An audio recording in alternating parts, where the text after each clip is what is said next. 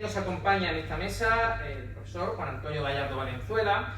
El profesor Gallardo Valenzuela es licenciado en Estudios Eclesiásticos y bachillerato en Teología por la Facultad de Teología San Vicente Ferrer de Valencia, bachillerato en Filosofía por la Facultad Eclesiástica de Filosofía de San Dámaso de Madrid y máster en en Estudios Humanísticos y Sociales por la Universidad Abad Oliba CEU de Barcelona. En estos momentos también se encuentra realizando un doctorado en metafísica.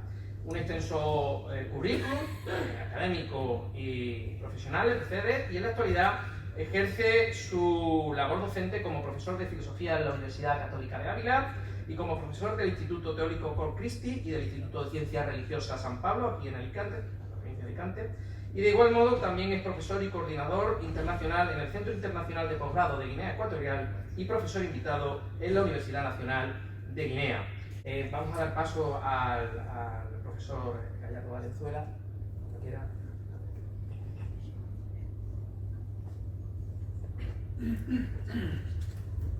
Buenas tardes. Lo primero de todo quiero agradecer que se me haya invitado a esta mesa con personalidades tan eminentes, en la que me siento muy pequeño por todo lo que escucho y la sabiduría de las personas que están aquí y la altura del puesto y el cargo que ocupan. Que se haya contado conmigo me hace sentir profundamente agradecido, y estoy sobre todo agradecido porque, aunque somos pocos, me gusta siempre recordar que aquello que decía Aristóteles, ¿no? Que estamos entre amigos. Estamos aquí hablando de amistad. La cruz es el mayor ejemplo de amistad, entendida la amistad en su sentido genuino, que es la comunicación de corazón a corazón, la comunicación interpersonal. Y es precisamente lo que no quiere el tirano. El tirano no quiere que los súbditos sean amigos. El tirano quiere dividir. Quiere todo aquello que está enfrente de la cruz, que es la confrontación, no la amistad. Sobre todo cuando esa tiranía es dialéctica, es decir, es revolucionaria, y solo entiende la confrontación política, la sana confrontación política, en términos de enemistad, en términos de odio, que es de lo que estamos tratando aquí, es una cuestión de odio. Yo que cuando Aurora, la señora concejal, me preguntó si podía venir a esta mesa, claro, rápidamente me puse nervioso y dije, tengo que empaparme bien y volver a leer las leyes, porque yo no soy jurista, y bueno, yo sé de leyes naturales, ¿no? Pero de leyes positivas sé poco. Voy a quitarme el reloj para mirar, porque ya veis que un rollo es propio de los profesores a los que nadie interrumpe nunca, ¿no? Por cierto, quiero saludar a un alumno, José Sánchez, que está allí, que ha venido, y tiene mucho mérito después de haberme escuchado toda la semana y haberme escuchado esta mañana también, ¿no? Y además es mi único alumno de latín en segundo de bachillerato, y eso tiene mucho mérito, aguantarme con las oraciones con verbos de ponentes y todas estas cosas. Así que después, cuando aplaudan, le aplauden a él. Bien, me quise empapar de las leyes, volví a leer la Ley de Memoria Histórica del 2007 y la Ley de Memoria Democrática, que supera en cinismo y en fanatismo a la Ley del 2007, que podríamos incluso decir que parece comedida, ¿no? Pero tiene dentro unas semillas muy peligrosas. Ahora citaré algunas de ellas. Y después fui a algunos libros, sobre todo libros que hacen verdadera lectura de la historia, porque tanto la Ley de Memoria Histórica como la Ley de Memoria Democrática hacen referencia a un supuesto régimen democrático anterior, de orden democrático, que no era tal. Habría simplemente que ver las elecciones y tal, podríamos entrar en un debate histórico de datos, pero no es el objeto ahora, en este momento, de nuestra reflexión. Y recoge, por ejemplo, este libro que traigo aquí Historia de la persecución religiosa en España, 1936-1939, un libro que se conoce por desgracia hoy poco, de Antonio Montero Moreno, obispo, donde recoge las estadísticas, los datos, cómo se manipularon las cosas y cómo llega la Segunda República al gobierno. El hecho de que el rey Alfonso XIII abdicara no significa que abdicara la monarquía, como dicen algunos historiadores. Entonces no tenía tampoco sentido de base la propia república como tal, aparte de los resultados electorales. Lectura muy recomendable, pero es un buen tocho de papel Biblia, entonces entiendo que a lo mejor la gente le tira para atrás. Y hay otro libro de Ángel David Martín Rubio, La cruz, el perdón y la gloria, la persecución religiosa en España durante la Segunda República y la Guerra Civil. Son lecturas muy recomendables. Este está bien porque es fácil de leer y como profesor siempre recomiendo libros en las charlas o en las clases. Y hay otro que nos toca muy de cerca, que es 180 testigos de la fe, sacerdotes y religiosos nativos o inmolados en 1936 en la provincia de Alicante y en la diócesis de Orihuela. Esta edición la hizo un sacerdote de gran memoria, don Federico Sala Seva.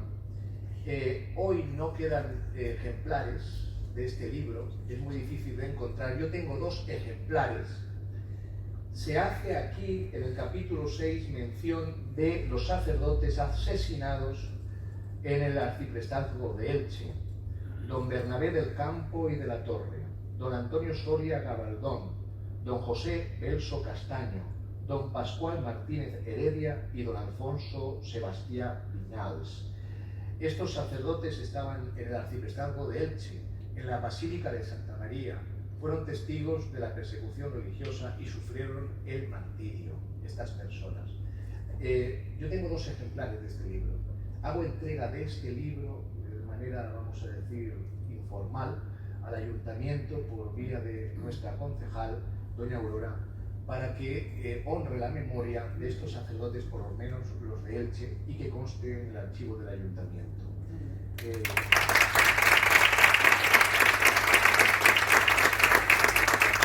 Lanzo un guante, quizás se podría reeditar el libro, porque no, es una edición de estas así casera, así que es para Cuchilla de Cultura, y aquí lanzo la Bien, bueno, yo solo tengo 2 y me cuesta mucho regalar libros, me cuesta mucho. De hecho, si alguien me los deja, como don David, que me dejó 2 libros, aún no se los he devuelto desde hace años. Los tengo en casa para dárselos. Bien. Como el vino. Exacto. O sea, los libros son como el buen vino y además, tarde o temprano alguien los coge y los lee. Voy a centrar en los 10 minutos que me quedan mi reflexión en torno a 2 ejes. Un eje, vamos a decir, metafísico, no os asustéis, y un eje histórico-teológico. Pero antes de ello quiero citar 2 pasajes evangélicos y algo de lo que se ha hecho mención en esta misa. Estábamos diciendo que somos pocos, que están tirando las cruces, que se han hecho catálogos de las que quedan por tirar, etc. A mí me gusta mucho reflexionar sobre la multiplicación de los panes y los peces, no por la multiplicación en sí, que ya es mucho, sino por lo que el Señor dice al final, cuando terminan de comer. Dice, recoged los pedazos que quedan para que nada se pierda. Esto es lo contrario a la revolución. La revolución destruye lo anterior para construir algo nuevo, supuestamente, como una especie de construcción de un nuevo mundo mesiánico, donde el Estado partido controla la vida de las personas. Nosotros no tenemos que ser revolucionarios. No hay ninguna revolución cristiana. Eso es una idea comunista que se ha filtrado la teología de la liberación, por ejemplo. Nosotros tenemos que ser reconstructores. Reconstructores de un orden, que es el orden natural, que es el lenguaje de la fe, de la mentalidad, de la conceptualización católica. Los católicos tenemos que ser grandes amantes del orden natural, porque es donde se realiza la salvación. Dios no hace magia. Y ahora verán por qué estoy diciendo estas cosas. 2. El otro pasaje que me parece muy a propósito en las fechas que estamos, cuando el Señor es coronado de espinas, hecho que no existe documentación que se haya hecho en otro reo, y además las coronas de esa cultura y la corona que le ponen al Señor por los datos que tenemos de la sábana santa, era un capacete de toda la cabeza. El Evangelio dice que el torturador se entretenía con una caña clavándole las espinas en la cabeza. Que el Evangelio se centre en este detalle no es accidental. Si el Evangelio lo pone es por algo. O sea, el torturador no se contenta con la destrucción del cuerpo de Cristo. El torturador quiere ir más allá. Quiere profanar su conciencia. Quiere entrar en aquella inteligencia que creó el universo, que tiene las claves de interpretación de la realidad. Todas las cosas fueron hechas por la palabra y todas las cosas estaban en Dios y nada de lo que existe se hizo sino por la palabra, nos dice el prólogo de San Juan. Estos dos pasajes me parecen muy a propósito. Y hay un tercer elemento que se ha dicho aquí en la mesa y que me ha emocionado profundamente, que es cuando se ha hecho referencia a la Mare de Déu. El pueblo valenciano tenemos el honor de nombrar a la Santísima Virgen con una confesión dogmática cristológica. Theotokos, Mare de Déu, Madre de Dios. No decimos la Virgen, ni decimos María, que también lo decimos la Madre de Déu, hacemos una proclamación dogmática. Estamos confesando que es Madre de Dios y en esa confesión estamos reconociendo que Dios se ha hecho hombre. Y aquí es donde yo quería llegar. Dejo esto sobre la mesa para llegar, cuando vuelva de los ¿cómo se dice el dicho este? Me he ido a Úbeda y he vuelto, todo esto, pues cuando vuelva de allí volveré a este punto. Cuando yo he leído todo esto y he visto tanto odio y cómo se divertían torturando a los sacerdotes hasta la muerte, insultando y matándolos de las maneras más horribles, está en estos libros y son datos hechos a base de testimonios, yo me preguntaba ¿por qué? ¿Por qué tanto odio? Y entonces, reflexionando sobre lo que hoy debía de decir, no se trata aquí solo de una cuestión política o de una cuestión ideológica, va más allá. ¿Por qué se quiere destruir la cruz? Porque se odia a Dios y se odia a España. Y es verdad que no podemos reducir el catolicismo a España, pero son análogos, no son equívocos ni unívocos, pero sí análogos.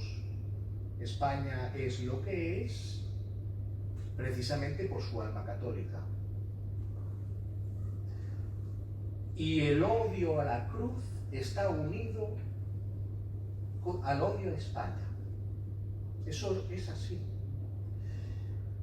Cuando quieren tirar la cruz, la quieren tirar por odio religioso, sí, pero por un odio que va más allá. Un odio que va a todo lo que representa la cruz y se ha dicho mucho de ello. Y hemos dicho mucho que la cruz representa un modo de entender las cosas. La cruz representa un modo de conceptualizar, un eje de coordenadas. Cuando el catolicismo llega allende los mares, cuando llega a África, cuando llega a Asia, cuando se expande en la Christianitas Minor, está la Christianitas Major, que es la evangelización, la primera evangelización, y después la expansión por todo el mundo del cristianismo, Christianitas Minor, la cristiandad en pequeño. No solamente lleva el nombre de Cristo a todas partes, sino todo lo que ello conlleva, que es precisamente un modo de entender la realidad que encaja perfectamente con lo que la realidad es y que se traduce en tres cosas. Dios es creador, ha creado al hombre y lo ha puesto en el centro del universo, nos dice San Juan de la Cruz, en Dichos de Luz y Amor, si me equivoco me corriges, creo que número 58, un pensamiento del hombre vale más que todas las cosas. Pone al hombre en el centro de la creación con la posibilidad de conocer a Dios y de amarle. Y esto en el hombre se traduce en otras tres cosas. Su natural inclinación a la conservación de la especie, no nadie quiere morirse en su sano juicio. Su natural inclinación a la extensión de la especie, a dejar una generación, no solamente desde el punto de vista físico, sino una generación espiritual, elevar a la virtud a los hijos, y una natural inclinación al conocimiento, a la verdad y al amor a Dios y al culto que le es debido. De estas tres cosas, de esta forma de entender la realidad, nace la conceptualización que permite entender las cosas de un modo cristiano, de un modo católico. Los católicos somos amantes de la materia. Por eso en España se come tan bien. Si vas al mundo protestante, comen pepinillos y guarrerías en Milano. Aquí queremos materia. ¿Por qué? Porque la materia no es mala. Aquí queremos, nos gusta comer bien, nos gusta el buen vino. ¿Por qué? Porque la fiesta a la que estamos llamados, que es la fiesta del cielo, empieza ya en la mesa del domingo, en la mesa del hogar, que está conectada a la mesa de la Eucaristía y que nos está introduciendo en la mesa del cielo. El católico es un amante, es un materialista cristiano, no un materialista dialéctico. Y a través de la materia Cristo se hace hombre. Vuelvo a lo que he dicho al principio sobre la naturaleza de las cosas. El odio a la cruz está intrínsecamente en su raíz vinculado a dos herejías antiguas que también se ha hecho, don Iván ha hecho mención de ella, que es la iconoclastia y, añado, la gnosis, que desprecia la materia. Y hay una nueva gnosis que desprecia la realidad, quiere dotarla de un nuevo contenido, vacía, una realidad vacía, de lo que nos ha hablado don David. Y todo ello, todas estas cosas que estoy diciendo sueltas, tienen su colector en dos cosas. Bueno, primero en una y después en otra. En la Revolución Francesa y en mayo del 68. Los comunistas son malos, pero no son tontos. Y saben que su revolución económica es imposible. Cuando se dan cuenta de esto, se lanzan totalmente a la revolución cultural. El comunismo no llega a Occidente en forma de comunismo, llega en forma de posmodernidad. Y la posmodernidad tiene un dogma: la verdad no existe. Y una vez que la verdad no existe, vamos a vaciar primero la tradición. No hay naturaleza, no hay tradición. Yo no recibo ninguna naturaleza. El Estado te permite a un niño denunciar a sus padres si no le permite cambiar de sexo. No necesitas a tus padres. En la idea liberal, porque se entiende mal el término liberal, habría que reflexionar mucho sobre esto, de una libertad absoluta, e incluso que se salta las leyes naturales, de que el individuo no necesita la familia. La idea de que el individuo no necesita a la sociedad y que la sociedad es una especie de contrato. Y cuando el individuo se ve solo y abandonado, llega el señor Estado y dice: no te preocupes, yo te alimento, yo te caso, yo te doy una religión. Todo esto es imposible de llevar a término mientras esté la cruz. Hay que matar a Dios. Esto es muy antiguo ya, y todo lo que Él representa. Y esto es lo que hay detrás de la destrucción diabólica de la cruz. La destrucción de la civilización occidental, que queda sustituida por la dictadura del relativismo y de la cancelación. quiero terminar mi intervención como he leído que terminaban los mártires antes de morir perdonando. ¡Viva Cristo Rey! ¡Viva! ¡Viva!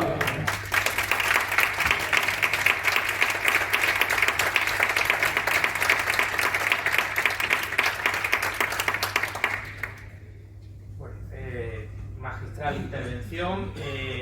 Perdón, he tardado un poco más. No pasa nada. Bien,